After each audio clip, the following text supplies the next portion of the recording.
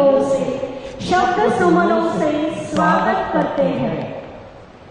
इस अवसर को अपनी गरिमामयी उपस्थिति से सुशोभित कर रहे हैं भारत के महामहिम उपराष्ट्रपति माननीय श्री जगदीप धनखड़ जी, माननीय महोदया डॉक्टर श्रीमती सुदेश धनखड़ जी, महाराष्ट्र के राज्यपाल माननीय श्री सीपी राधाकृष्णन जी, माननीय श्री अतुल सावे जी, कैबिनेट मंत्री अन्न पिछड़ा बहुजन कल्याण दुग्ध विकास एवं नवीनीकरण ऊर्जा महाराष्ट्र शासन, माननीय श्री संजय शिरसाट जी, कैबिनेट मंत्री सामाजिक न्याय महाराष्ट्र शासन, माननीय डॉक्टर भागवत कराड़ जी, राज्यसभा सांसद तथा पूर्व केंद्रीय राज्य अर्थ मंत्री भारत सरकार, माननीय एडवोकेट श्री दिनेश वकील जी, अध्यक्ष श्री सरस्वती भुवन शिक्षा संस्था छत्रपति संभाजीनगर, माननीय डॉक्टर श्रीरंग देशपांडे जी, सचिव श्री सरस्वती भवन शिक्षण संस्था छत्रपति संभाजीनगर, और आप सभी सभागार में उपस्थित मान्यवर, सभी मान्यवरों का हार्दिक हार्दिक स्वागत है। मैं श्री सरस्वती भुवन शिक्षा संस्था के अध्यक्ष माननीय श्री दिनेश वकील जी से अनुरोध करती हूँ कि वे भारत के महामहिम उपराष्ट्रपति माननीय श्री जगदीप धनखड़ जी इनका स्वागत करें।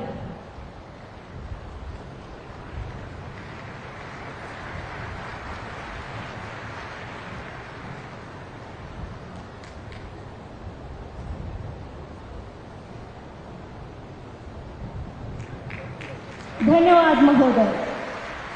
आज के कार्यक्रम के लिए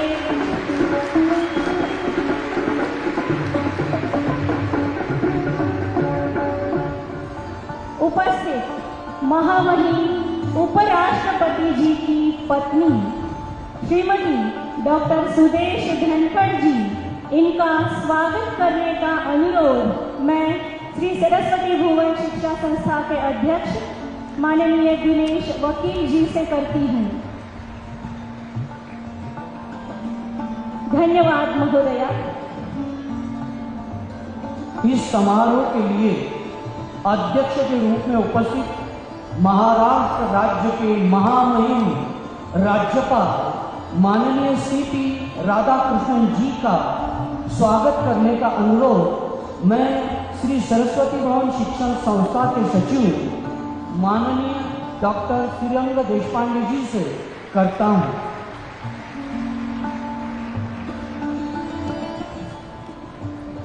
इस समारोह के लिए उपस्थित माननीय श्री अतुल सावे जी, कैबिनेट मंत्री अन्न पिछड़ा बहुजन कल्याण दुग्ध विकास एवं नवीकरणीय ऊर्जा मंत्रालय महाराष्ट्र राज्य, इनका मैं श्री सरस्वती भुवन शिक्षा संस्था के सचिव माननीय डॉक्टर श्रीरंग देशपांडे जी से स्वागत करने का अनुरोध करती हूँ। इस समारोह के लिए उपस्थित महाराष्ट्र राज्य के कैबिनेट मंत्री माननीय श्री संजय शिरसाट जी, सामाजिक न्याय मंत्रालय महाराष्ट्र राज्य का स्वागत करने का अनुरोध मैं सबू शिक्षा संस्था के अध्यक्ष माननीय एडवोकेट दिनेश वकील जी से करता हूँ। माननीय डॉक्टर भागवत कराड़ जी, सांसद, राज्यसभा तथा पूर्व केंद्रीय राज्य अर्थ मंत्री भारत सरकार, इनका स्वागत करने का नम्र निवेदन मैं सचिव श्रीरंग देशपांडे जी से करती हूँ।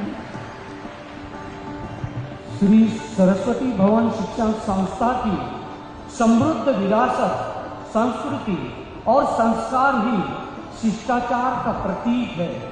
इसी की एक कड़ी है आज का यह संविधान जागर अभियान।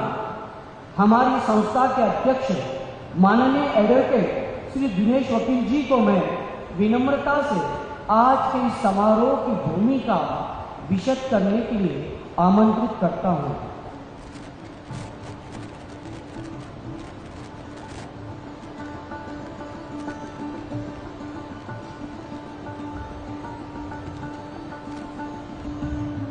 भारत के महामहिम उपराष्ट्रपति माननीय श्री जगदीप धनखड़ जी, आपकी धर्मपत्नी डॉक्टर सुदेश धनखड़ जी, महाराष्ट्र के महामहिम राज्यपाल माननीय श्री CP राधाकृष्णन जी, छत्रपति संभाजी नगर के पालक मंत्री श्री संजय जी सिरसाट, महाराष्ट्र सरकार के केंद्रीय मंत्री माननीय श्री अतुल जी सावे तथा राज्यसभा सांसद व पूर्व केंद्रीय राज्य मंत्री डॉक्टर भागवत जी कराड़ और सभी उपस्थित भाइयों तथा बहनों, हमारी श्री सरस्वती भुवन शिक्षण संस्था के गौरवशाली और उज्जवल 110 वर्ष की यात्रा में आज संविधान अमृत काल में संविधान जागर अभियान का एक स्वर्णिम पृष्ठ जोड़ा जा रहा है।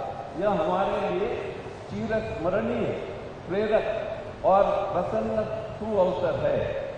1915 में स्थापना से ही संस्था उच्च शाश्वत मानवीय मूल्यों के नींव पर अग्रसर होती आई है। संस्था के उत्थान में हैदराबाद मुक्ति संग्राम के स्वतंत्र सेनानी पद्म विभूषण गोविंद भाई श्रॉफ, भाऊ साहेब वैशंपायन और उनके सहयोगियों का महत्वपूर्ण योगदान रहा है। संविधान में उद्घोषित राष्ट्रीय एकात्मता, गणतंत्र, समता, बंधुता, समाजवाद, धर्मनिरपेक्षता, मानवता आदि मूल्यों को अपनाते हुए संस्था के सदस्य, अध्यापक और विद्यार्थी समाज में इसको प्रक्षेपित कर रहे हैं। 75 वर्ष की संविधान की सफल यात्रा में भूगोल, इतिहास, वंश, भाषा, खान-पान, संस्कृति, पहराव, विकास स्तर, इसमें विभिन्नता के बावजूद खंडपराय भारत को राष्ट्रभाव से एक किया, दुनिया में सबसे बड़े गणतंत्र को उन्नत और प्रगल्भ किया। इस बात को हम गहराई से समझते हैं। संविधान के निर्माण में स्वातंत्र सेनानी, समाज जुड़ी विभिन्न सामाजिक कार्यकर्ताओं और विशेषकर डॉक्टर बाबा साहेब अम्बेडकर के भूमिका के प्रति हम कृतज्ञ हैं। संविधान केवल सरकार चलाने का दस्तावेज नहीं है, बल्कि यह एक जीवंत मार्गदर्शक है जो हमें अपने अधिकारों और कर्तव्यों की याद दिलाता है। हमें इसे अपने जीवन में लागू करना होगा। जब तक हम अपने कर्तव्यों को नहीं समझेंगे, तब तक अधिकारों का सही उपयोग नहीं हो सकता।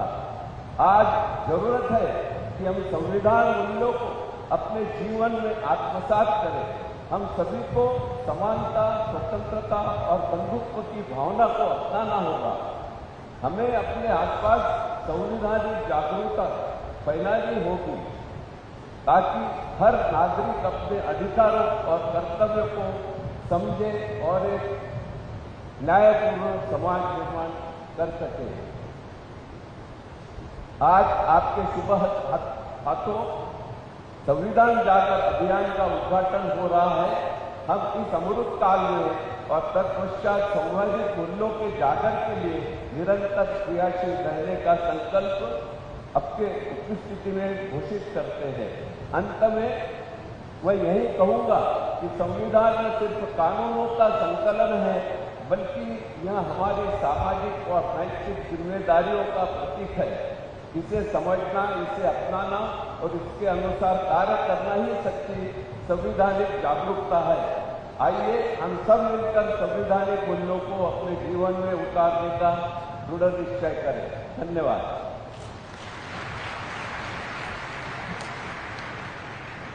आज के कार्यक्रम के उद्घाटक भारत के महामहिम उपराष्ट्रपति माननीय जगदीप धनखड़ जी आपसे मैं विनम्रता से अनुरोध करता हूं कि आप हमें मार्गदर्शन कीजिए।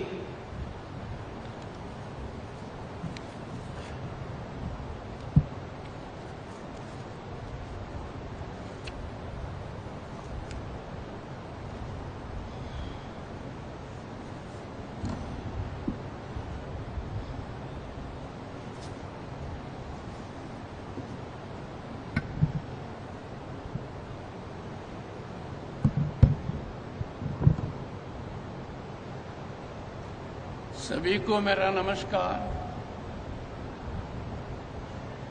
मैं डॉक्टर भागवत कराड़ जी का विशेष आभारी हूं कि उन्होंने मुझे आपके समक्ष आने का एक मौका प्रदान किया है।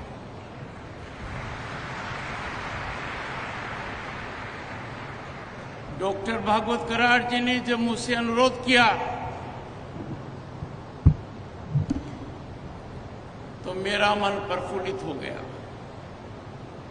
ये एक ऐसी संस्था है, श्री सरस्वती भुवन शिक्षा संस्थान, जो संविधान जागर अभियान के कार्यक्रम की शुरुआत कर रही है। डॉक्टर भागवत कराड़ जी राज्यसभा के वरिष्ठ सदस्य हैं, पूर्व केंद्रीय मंत्री हैं और संविधान के प्रति जो उनकी सोच है, उनका लगन है, उससे मैं अत्यंत प्रभावित हुआ। और आपकी उपस्थिति देखकर यहां मैं राजस्थान से आता हूं, मारो मन बाग बाग होगो, मारो मन बहुत राजी होगो।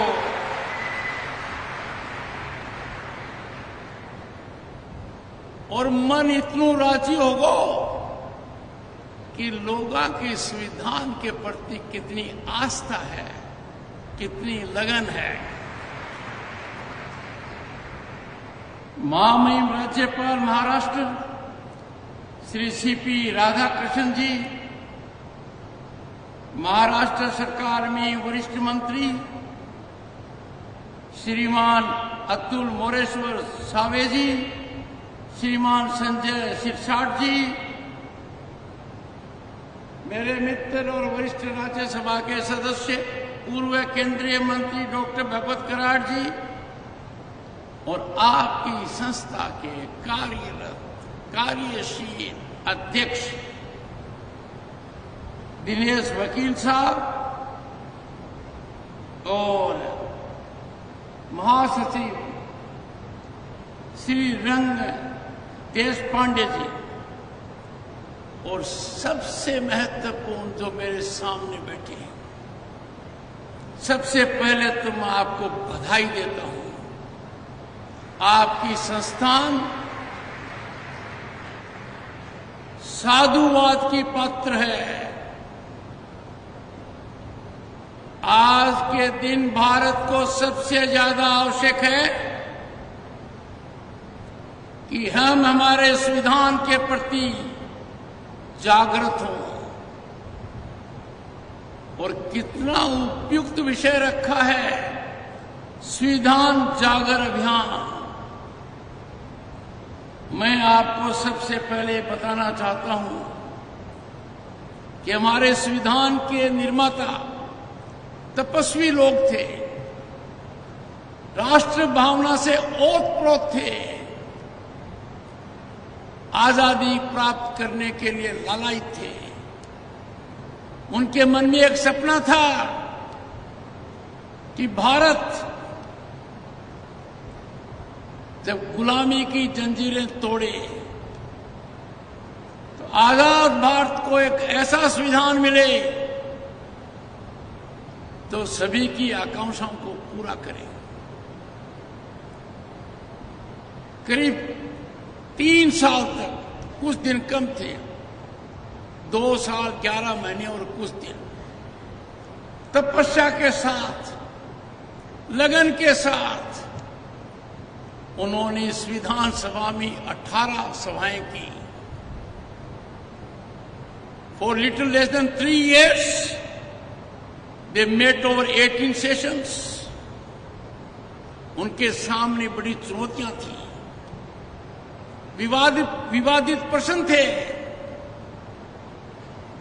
They faced some of the most divisive and contentious issues. उनका समाधान आसान नहीं था, और वो तपस्वी लोग थे, राष्ट्र भावना से ओतप्रोत थे,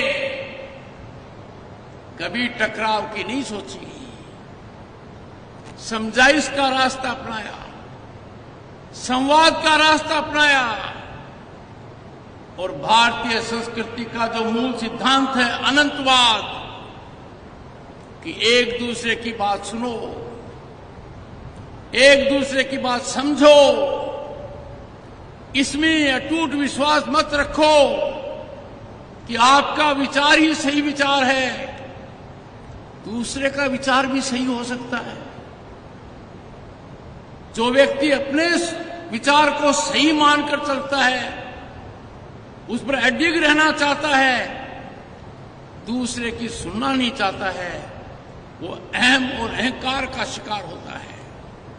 उन तपस्वी लोगों ने संविधान के अंदर एक रास्ता अपनाया।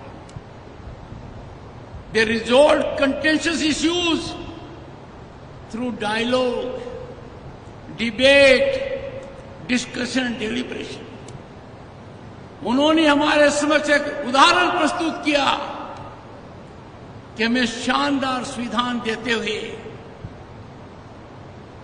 कभी उन्होंने संविधान सभा को अपवित्र नहीं किया।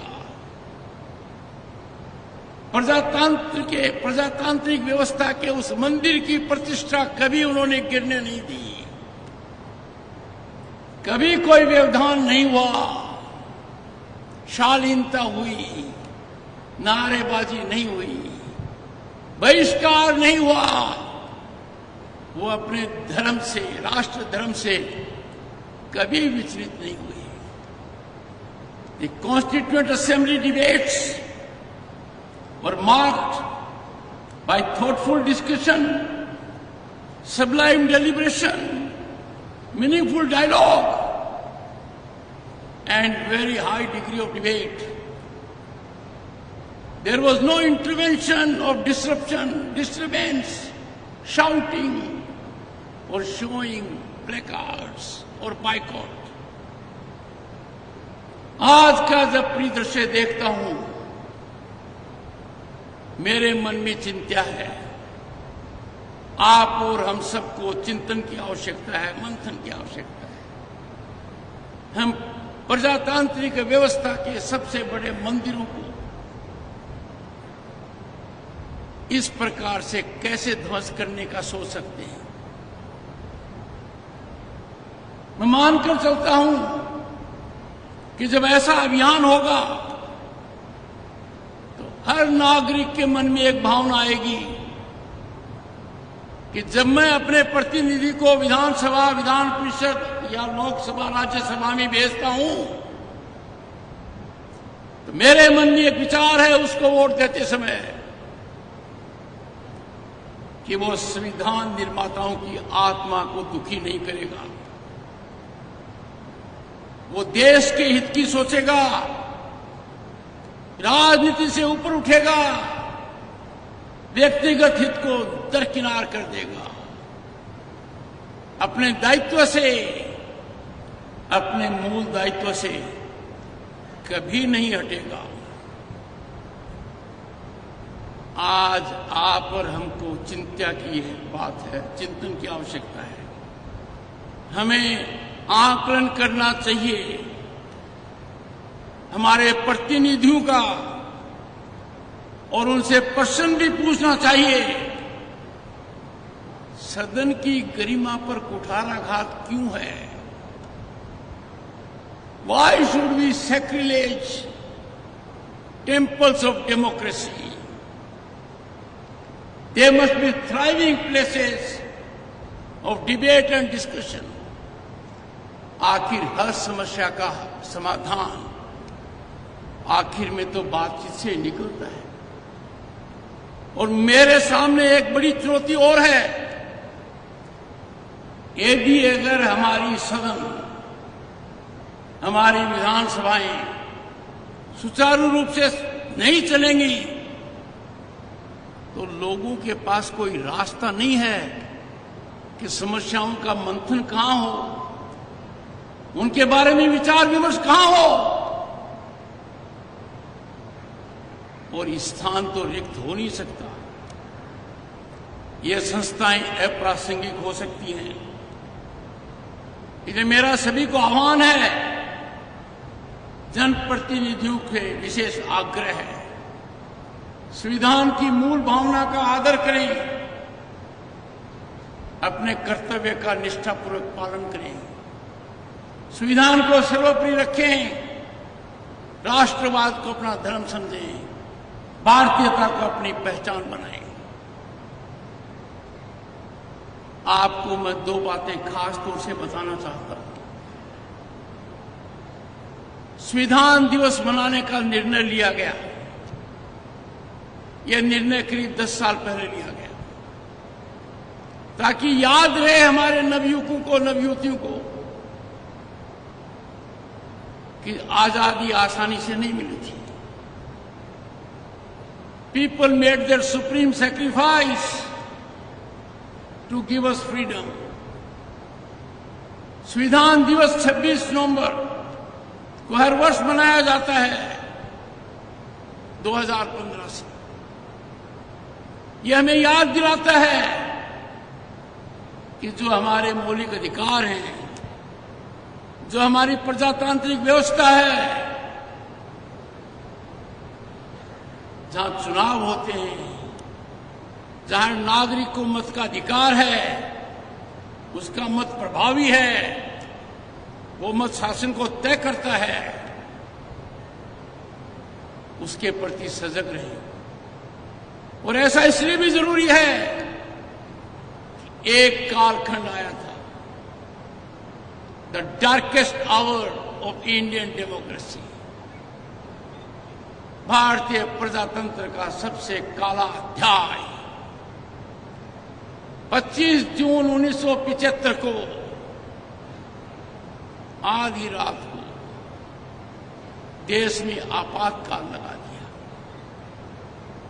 तत्कालीन प्रधानमंत्री श्रीमती इंदिरा गांधी ने अपने को सत्ता में रखने के लिए,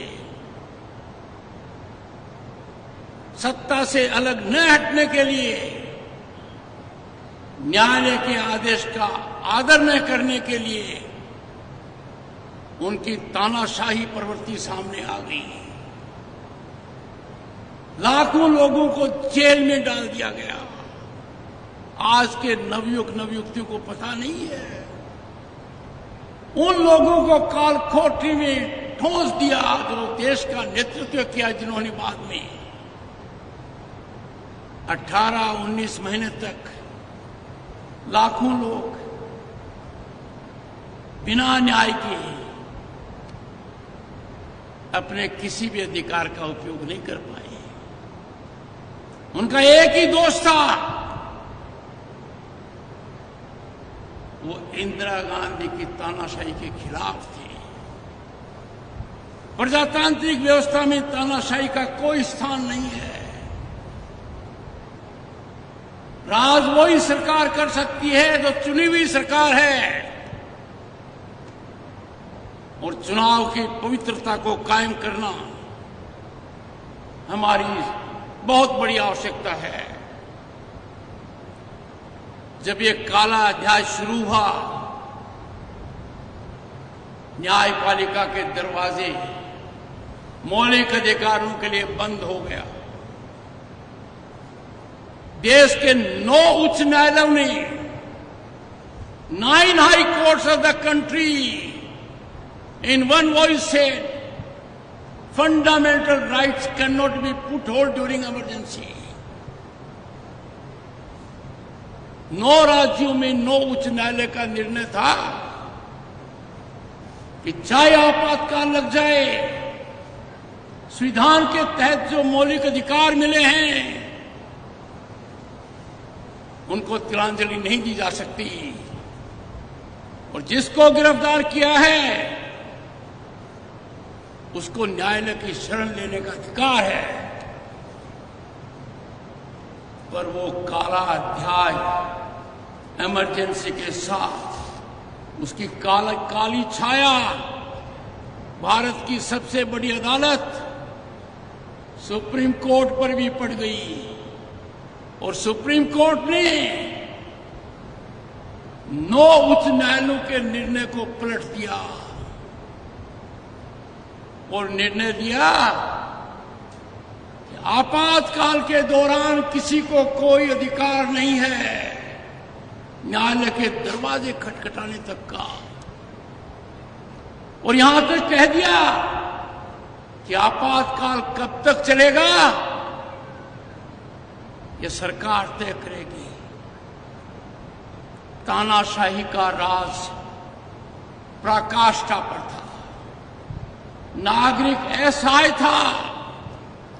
देश के जागरूक मतदाता, राष्ट्रवाद से ओतप्रोत मतदाता, नागरिक जेलों में थे।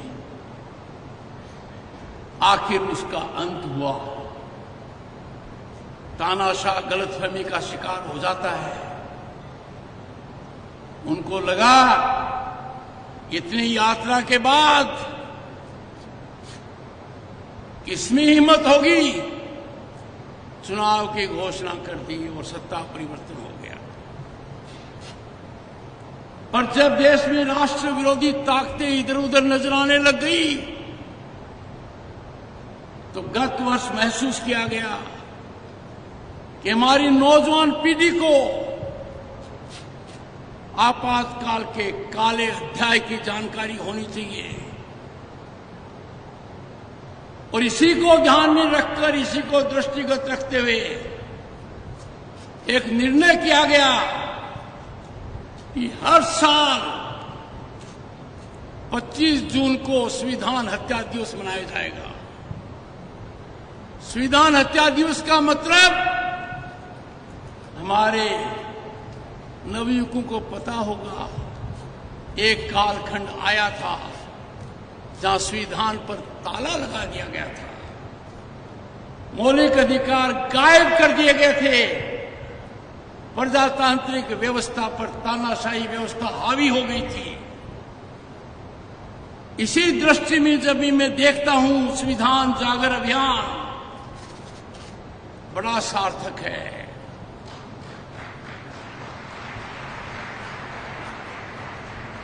श्री सरस्वती भुवन शिक्षा संस्थान साधुवाद की पात्र है और संविधान की जितनी जानकारी लें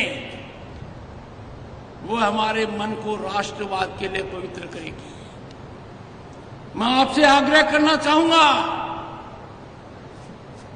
हमारे संविधान ने हमें मौलिक अधिकार दिए हैं, पर मौलिक अधिकारों को प्राप्त करने के लिए हमें एक रास्ता अपनाना चाहिए।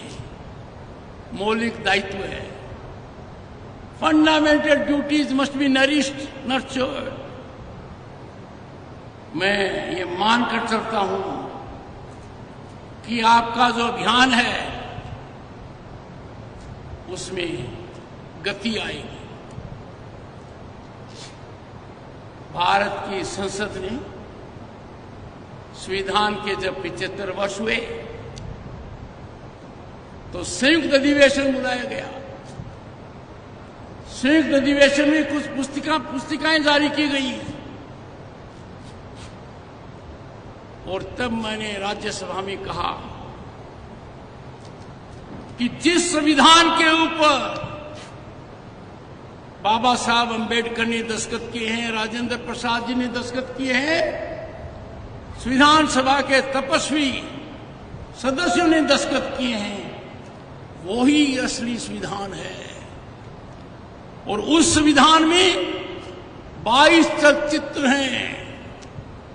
सत्यमेव जयते है, हरफा मोहन जोदड़ो की जो सील थी बुल की वो है। मौलिक अधिकारों का जो भाग है उसमें एक दर्शन दिया गया है,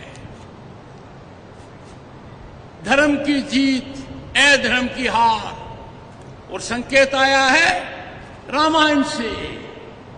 मां सीता भगवान राम लक्ष्मण के साथ अयोध्या आ रहे हैं, अधर्म पर विजय प्राप्त कर, धर्म का प्रकाश लेकर। ये मौलिक अधिकारों का जो अध्याय है उसके ऊपर है।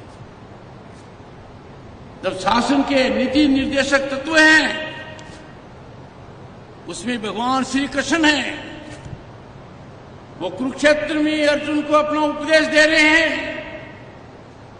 उसी में जब चुनाव की बात आती है तो संविधान निर्माताओं की सोच पराकाष्ठा पर है। चुनाव का मतलब मजबूत संचालन, पारदर्शी संचालन। उस भाग में छत्रपति महाराज शिवाजी का चित्र है। छत्रपति महाराज शिवाजी।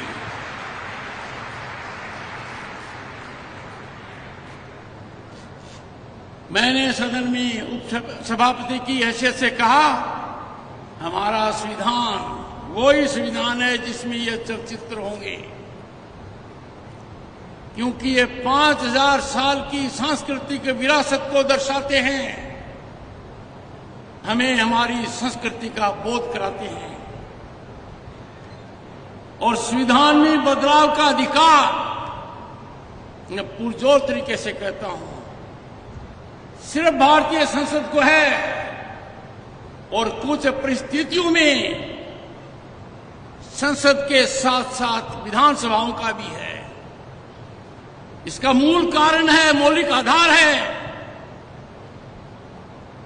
कि जनता का फैसला, जनता की मंशा चुनाव के माध्यम से परिलक्षित होती है। लोकसभा, राज्यसभा और विधानसभाओं में संविधान में बदलाव करने का और किसी को अधिकार नहीं है, किसी भी संस्था को नहीं है। न्यायपालिका को भी संविधान में बदलाव करने का अधिकार नहीं है। संविधान निर्माताओं ने न्यायपालिका को यह अधिकार नहीं दिया कि वो संविधान में किसी प्रकार का बदलाव कर सके या संविधान में कोई बदलाव संसद ने किया हो उस पर अपना निर्णय दे सके। संविधान निर्माताओं ने जो हमें संविधान दिया उसमें एक ही अधिकार न्यायपालिका को दिया है कि कभी यदि कोई आवश्यकता व्याख्या करने की आए जहां अस्पष्टता है, शब्दों का कोई हेरफेर है, तो उस पर न्यायालय अपना मत दे सकता है। The Supreme Court has been endowed by the Constitution only with one right to interpret the Constitution. और वो अधिकार दिया गया था तब सुप्रीम कोर्ट में सदस्यों की संख्या 8 थी और भारत के संविधान के अनुच्छेद 145 में वो अधिकार 5 जजेस को दिया गया था, मतलब 8 में से 5। And that right was given to interpret Constitution. Interpretation takes place when something is interpretable.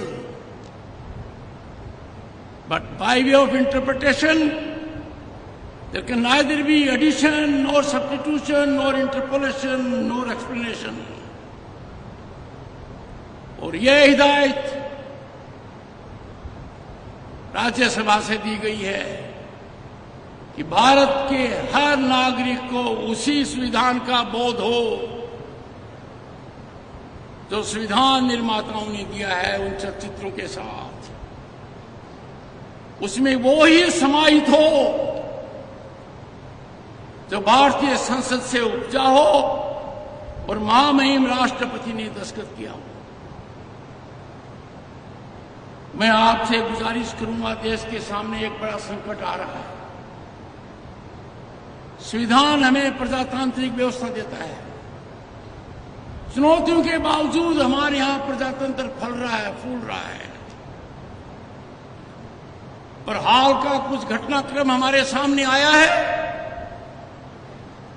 वो बड़ी चिंताएं पैदा करता है। कि धन बल का उपयोग करते हुए बाहर से धन प्राप्त कर प्रजातांत्रिक व्यवस्था को अपवित्र कर लोगों के मतानुसार बात न रहकर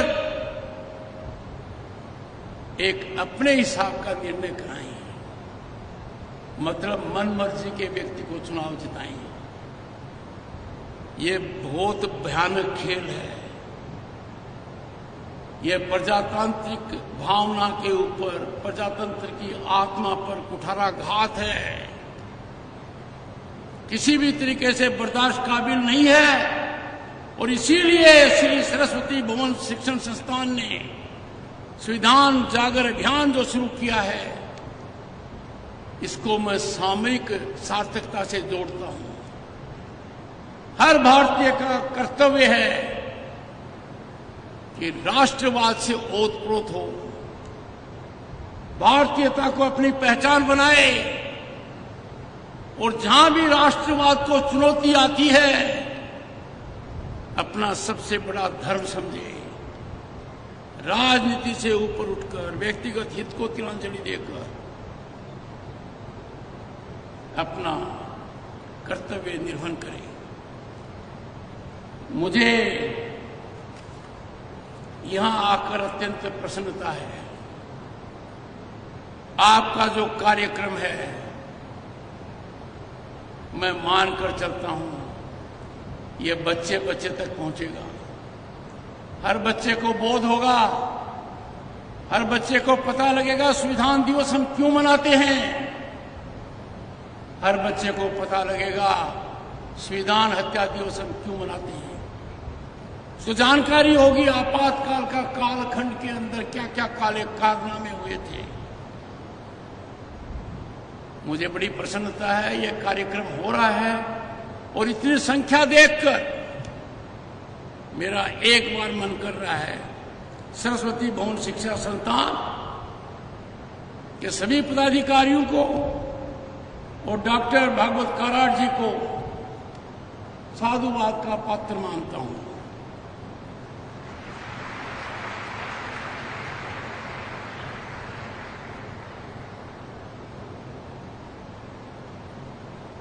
शिव बाच्या मातीला माझा नमस्कार।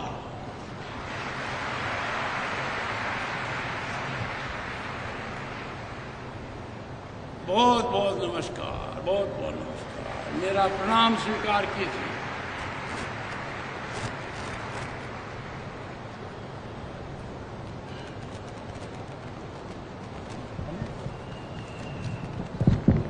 धन्यवाद महामहिम जी, आपके मौलिक विचारों से हमें सदैव प्रेरणा मिलती रहेगी।